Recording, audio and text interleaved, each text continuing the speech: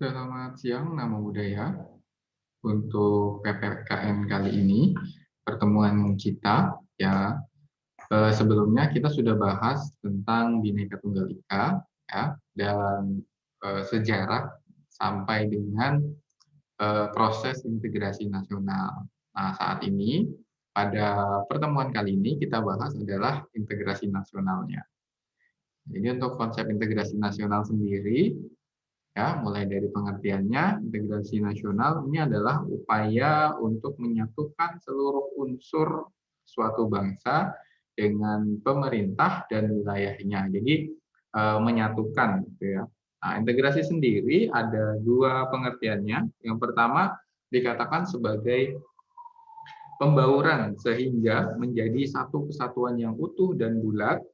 Kemudian selanjutnya yaitu proses integrasi diartikan sebagai proses mengkoordinasikan berbagai tugas, fungsi, dan bagian sehingga tercipta kerjasama, ya, tidak saling bertentangan. Jadi selain pengertian dari integrasi itu membaur atau mencampurkan hingga menjadi satu kesatuan yang utuh, gitu ya, arti lainnya ya mengkoordinasikan ya berbagai tugas, fungsi dan juga bagian-bagian tertentu sehingga tercipta kerjasama. Nah, kalau kita ibaratkan ya misalnya seperti membuat kue ya, membuat kue itu kan ada istilahnya ada integrasi ya, ada pembauran. Ya mungkin di sana ada tepung, kemudian ada gula, ada margarin dan juga bahan-bahan kue lainnya yang dicampur dijadikan satu sehingga menjadi satu kesatuan yang utuh, jadilah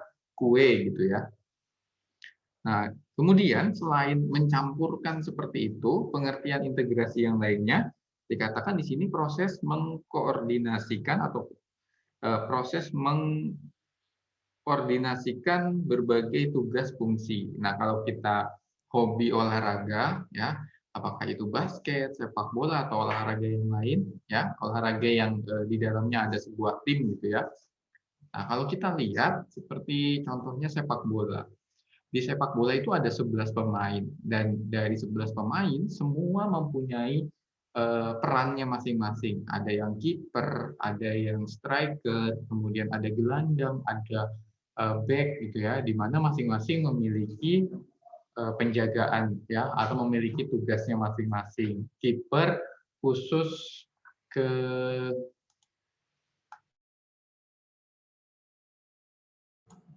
Kita lanjutkan untuk kiper khusus menjaga gawang. Jadi memang tugasnya itu menjaga gawang. Kemudian ada striker yang tugasnya hanya di depan menyerang gitu ya, membobol gawang lawan.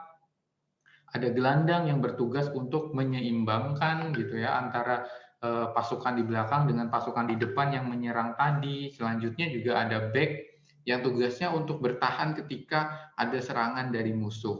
Nah, tim yang baik ketika integrasi di dalam tim tersebut berjalan dengan baik, integrasinya kuat gitu. Maksudnya bagaimana? Ya masing-masing individu yang berfungsi atau bertugas menjalankan tugasnya dengan benar dan berkoordinasi dengan yang lainnya. Artinya tugas mereka berbeda-beda, tapi mereka tetap satu, ya. Mereka tetap bekerja sama. Di sini pengertian integrasi nasional, ya, dihubungkan dengan Bhinneka Tunggal Ika. Seperti yang kita tahu, negara kita ini memang berdiri di atas perbedaan, ya, berbeda suku, berbeda agama, berbeda ras. Nah, disinilah dibutuhkan yang namanya integrasi nasional, ya. Masing-masing perbedaan tersebut punya fungsi, punya keunggulan, ya, masing-masing sehingga akan menjadi sangat luar biasa bagus ketika dari corak-corak perbedaan tersebut menjadi satu, ya, menjadi memiliki integrasi yang kuat, ya, menjadi satu yaitu Indonesia.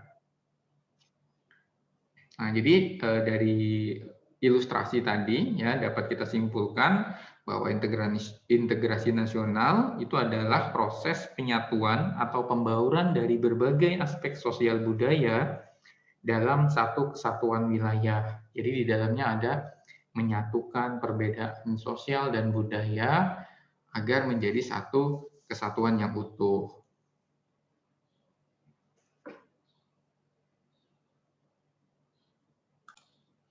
Selanjutnya, nah di sini ada tipe integritas menurut Myron Weiner. Ya, di buku kalian ada di halaman 192 dan 193. Ya, jadi di sini disebutkan bahwa ada 5 tipe atau 5 jenis integrasi. Jadi integrasi bukan hanya tentang integrasi nasional, tapi ada juga integrasi wilayah, integrasi nilai, integrasi antara elit dengan massa, kemudian ada integrasi tingkah laku. Dikatakan bahwa integrasi bangsa atau integrasi nasional ya berarti menyatukan berbagai jenis perbedaan sosial budaya yang ada menjadi satu kesatuan wilayah ya, seperti kita dari Sabang sampai Merauke ada banyak sekali, kita satukan menjadi satu Indonesia ya. Kemudian ada integrasi wilayah. Nah, ini adalah pembentukan wilayah kekuasaan nasional ya dari pusat ya, di atas gitu ya. Kemudian juga ada bagian-bagian yang lebih kecil yaitu wilayah-wilayah. Kalau kita bilang di sini ada provinsi gitu ya. Dari Sabang sampai Merauke kita punya 34 provinsi dan masing-masing provinsi memiliki keunggulannya masing-masing ya. Nah, di sanalah ada integrasi. Ya, jadi provinsi satu berintegrasi dengan provinsi yang lainnya, bekerja sama supaya memajukan semuanya. Selanjutnya pada integrasi nilai, di sana dikatakan ada konsensus atau persetujuan ya terhadap nilai-nilai bersama yang diperlukan untuk memelihara tertib sosial. Contohnya di sini dikatakan bahwa Indonesia sepakat bahwa Pancasila ini sebagai nilai bersama dan mampu menyatukan keragaman perbedaan. Jadi kita punya satu patokan yang kita sepakati bersama bahwa Indonesia ini berpegang kepada Pancasila. Semua warga negara Indonesia harus mencerminkan ya, harus berperilaku seperti halnya Pancasila. Contohnya seperti sila pertama ya, semua warga negara Indonesia wajib memiliki agama ya, tapi dalam memeluk agama tersebut tidak dipaksakan untuk memeluk salah satu agama, tapi silakan memeluk agama sesuai dengan kepercayaannya masing-masing yang diakui oleh negara kita ya. Jadi ada 6 agama. Kemudian selanjutnya ada integrasi elit massa. Jadi integrasi antara elit, kelompok elit dengan massa.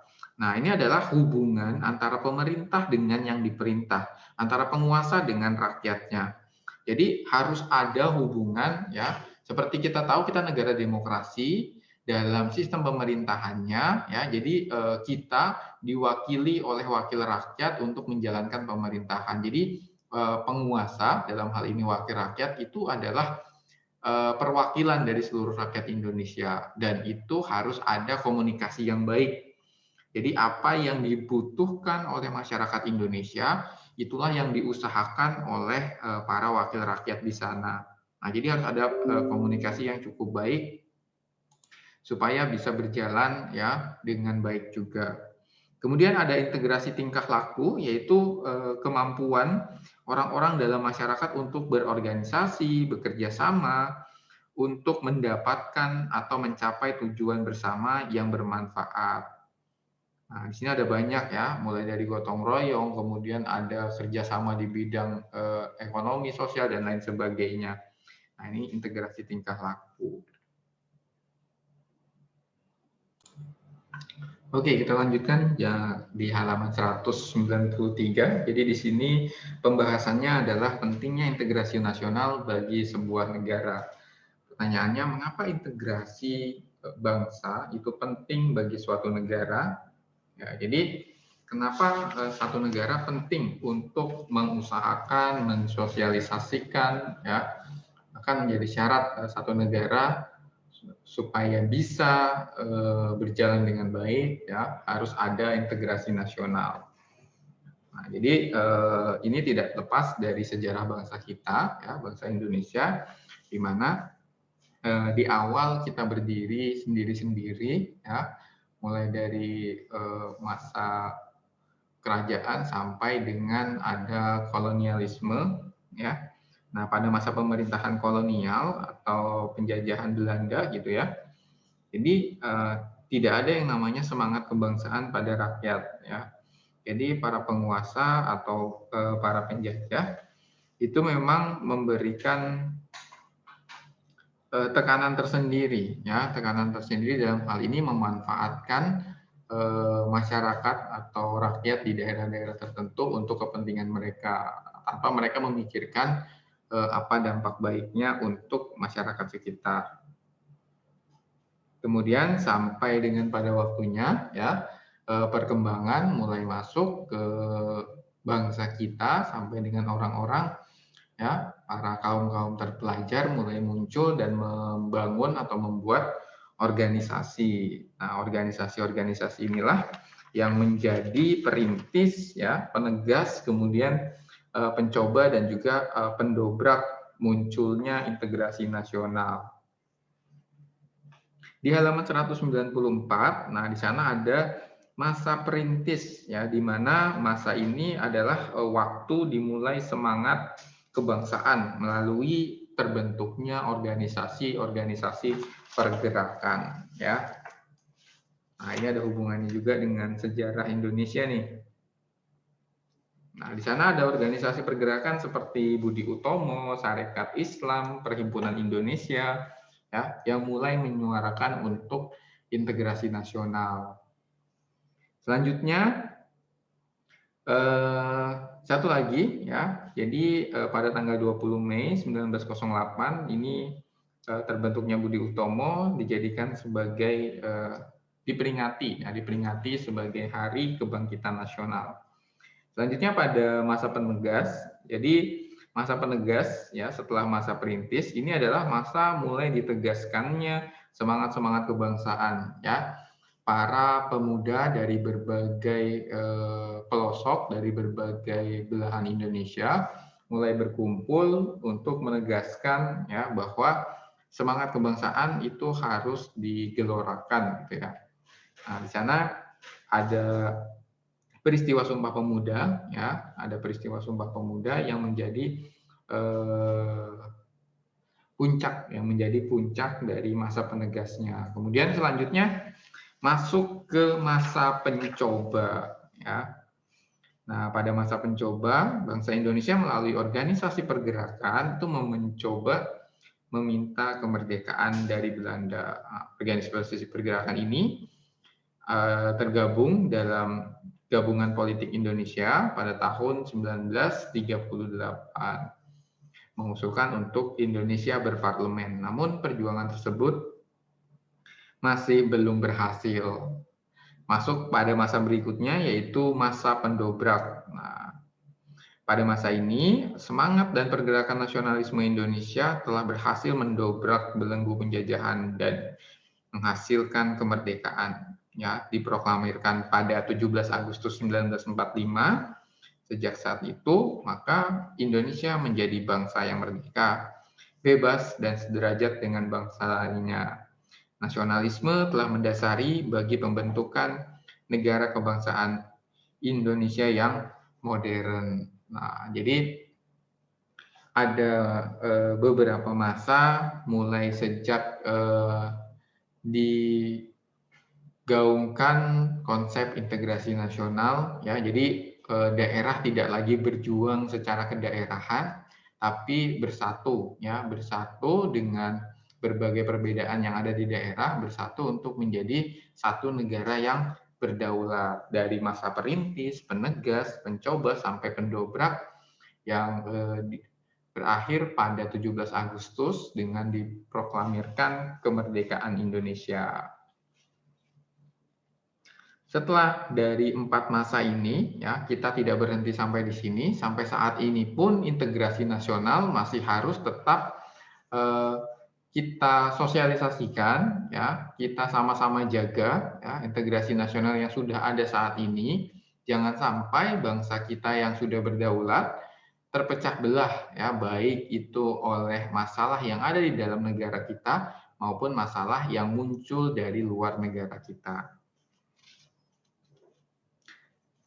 Di sini untuk syarat-syarat integrasi, ya, jadi ada para ahli yang menyebutkan syarat terwujudnya integrasi. Yang pertama, anggota masyarakat merasa berhasil saling mengisi kebutuhan di antara mereka. Jadi saling membutuhkan antara satu dengan yang lainnya. Kemudian yang kedua, masyarakat berhasil menciptakan kesepakatan atau konsensus bersama mengenai norma dan nilai sosial yang dilestarikan dan dijadikan pedoman. Dalam hal ini, ya Pancasila dengan Bhinneka Tunggal Ika ya menjadi pedoman norma dan nilai kita. Kemudian norma dan nilai sosial itu berlaku cukup lama, tidak mudah berubah dan dijalankan secara konsisten. Ya, dari dulu sejak kemerdekaan Indonesia ya 17 Agustus 1945 Pancasila sampai saat ini tidak berubah ya. Jadi masih tetap sesuai untuk bangsa kita walaupun zaman berubah, zaman berkembang, semakin maju, semakin modern, tetap nilai-nilai Pancasila itu tetap berlaku dan tidak bertentangan ya atau tidak berlawanan dengan perkembangan zaman. Artinya masih bisa kita jalankan ya. Yang ada adalah perkembangan zaman, perkembangan modernisasi yang muncul di dunia ketika masuk ke Indonesia, ketika masuk ke negara kita, mereka itulah yang harus kita sesuaikan dengan norma dan nilai sosial yang ada di Indonesia. Nah, jadi apa yang baik, apa yang sesuai dengan kita ya. Karena Pancasila ini menjadi identitas kita, kita adalah negara dengan menjunjung tinggi ketuhanan ya. Kemudian juga persatuan dan juga hak asasi manusia ya, peduli dengan lingkungan sekitar kita. Inilah yang harus kita jaga ya. Jadi berbagai jenis pengaruh dari luar ketika masuk ke Indonesia, nah di sanalah tugas kita untuk menyaring dan menyesuaikan mana yang sesuai dengan kepribadian bangsa kita.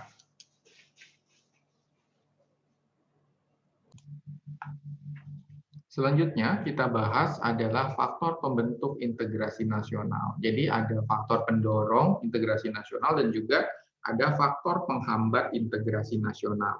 Nah, untuk faktor pendorong dan penghambat integrasi nasional ada di halaman 195 di buku kalian. Nah, di sana untuk faktor pendorong integrasi nasional, jadi ini adalah hal-hal yang bisa mempercepat atau memperkuat terjadinya integrasi nasional. Nah, di sini yang pertama adalah faktor sejarah yang menimbulkan rasa senasib dan seperjuangan. Kita tahu untuk pembentukan negara kita ya berdasarkan kesepakatan yang ada yaitu bangsa Indonesia terdiri atas wilayah-wilayah yang pernah diduduki atau dijajah oleh Belanda gitu ya. Sehingga ada beberapa wilayah yang memang tidak menjadi wilayah negara Indonesia, contohnya seperti Pulau Kalimantan, ya, yang di bagian utara itu kan menjadi Malaysia. Nah, karena di daerah sana, jadi itu adalah daerah jajahan dari Inggris sendiri. Nah, ini adalah satu sejarah ya yang menimbulkan rasa senasib dan seperjuangan, yaitu kita adalah bangsa yang pernah dijajah ya memiliki rasa senasib dan seperjuangan.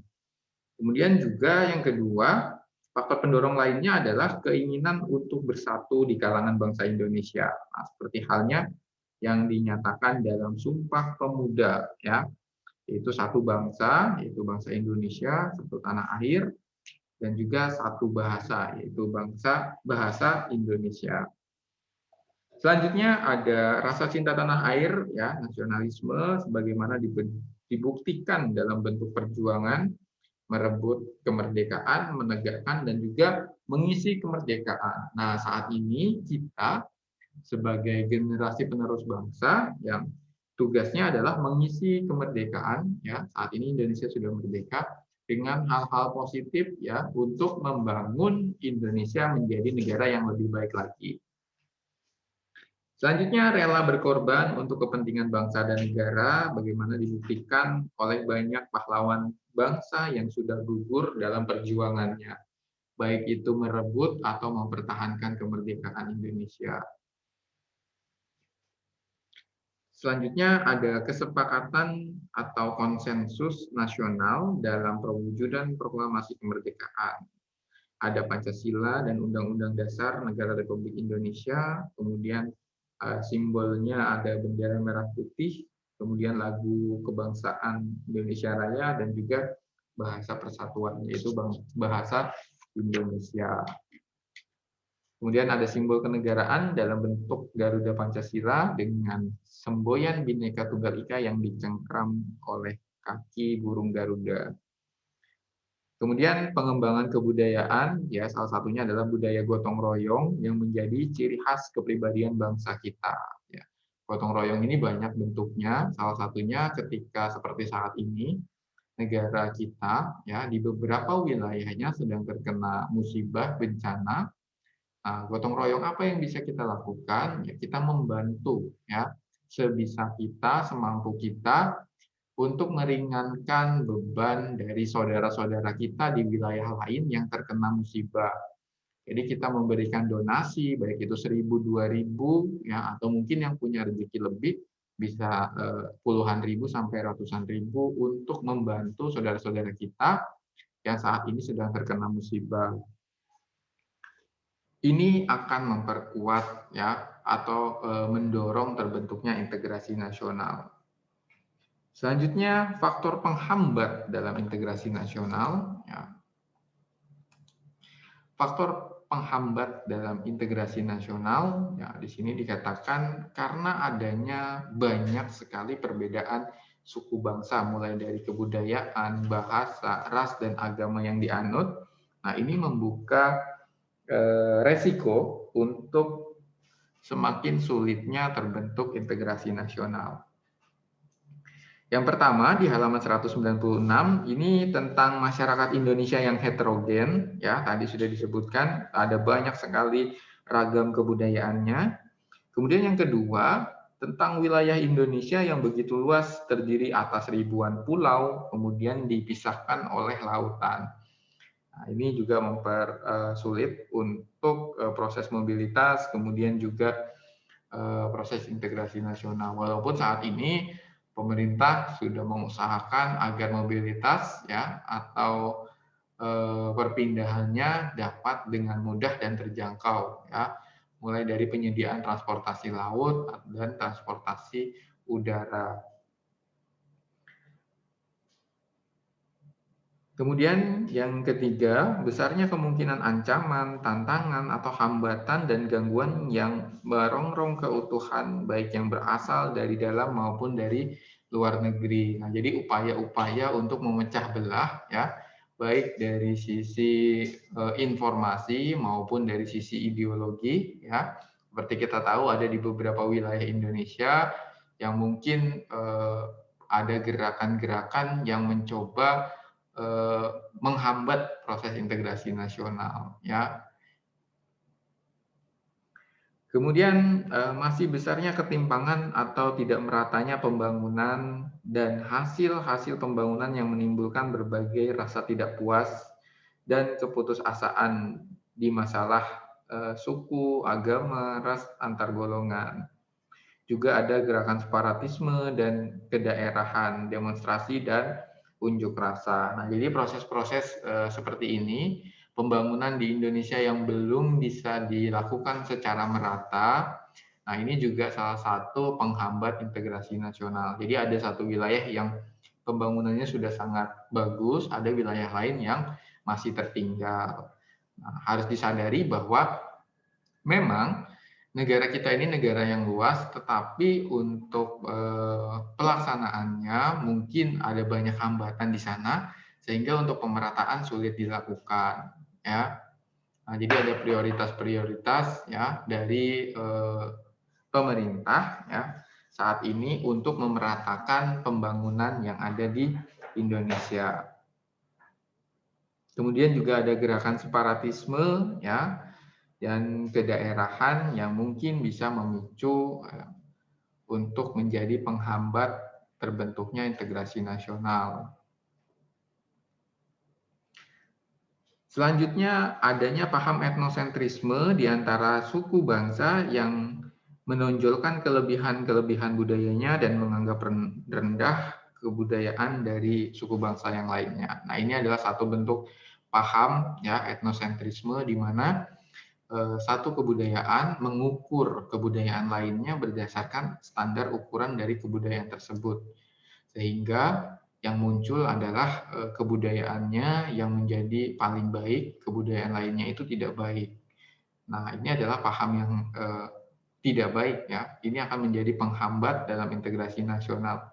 Seperti yang sudah dipelajari kalau yang IPS dalam sosiologi gitu ya, bahwa untuk suku, agama, dan ras itu masuknya adalah kepada diferensiasi sosial, di mana penggolongan kelompok-kelompok tersebut itu secara horizontal, artinya mereka itu sama tinggi, kemudian sederajat, tidak ada yang lebih baik, tidak ada yang lebih buruk, jadi posisinya semua sama, ya, sederajat. Jadi paham etnosentrisme ini adalah paham yang memiliki sisi negatif yang bisa menghambat terbentuknya integrasi nasional. Kemudian yang terakhir adalah lemahnya nilai budaya bangsa akibat pengaruh dari kebudayaan asing yang tidak sesuai dengan kepribadian bangsa. Nah, tadi ya tugas kita sebagai generasi penerus bangsa ya, saat ini kita sudah masuk dalam masyarakat global di mana informasi, di mana media sudah sangat bebas, kita kita bisa mengakses informasi dari luar ya, dari manapun, sehingga kebudayaan-kebudayaan asing ya itu masuk ke Indonesia. Nah, tugas kita ya Bapak ingatkan sekali lagi, kita sebagai penyaring ya, kita yang melihat kebudayaan tersebut cocok tidak, sesuai tidak dengan kepribadian bangsa kita. Nah, kalau tidak cocok maka tidak bisa kita terapkan ya. Kalau misalnya bisa atau bagus gitu ya, bisa mungkin kita terapkan. Tetapi yang jangan lupa juga ya, yang menjadi titik pentingnya adalah jangan lupa bahwa kita memiliki identitas budaya kita. Ya, itu yang harus kita jaga. Jadi kebudayaan lain dari luar datang, tapi jangan lupa kita memiliki identitas. Jangan sampai kita menghilangkan atau lupa atau tidak tahu dengan kebudayaan asli yang kita miliki. Jadi ada banyak sekali kebudayaan di Indonesia, mulai dari suku, bahasa, kemudian juga lagu daerah, ya, dan berbagai kebudayaan. Nah, itu adalah aset yang penting dan berharga yang masing-masing dari kita itu harus mempelajarinya. Iya. Amin, amin.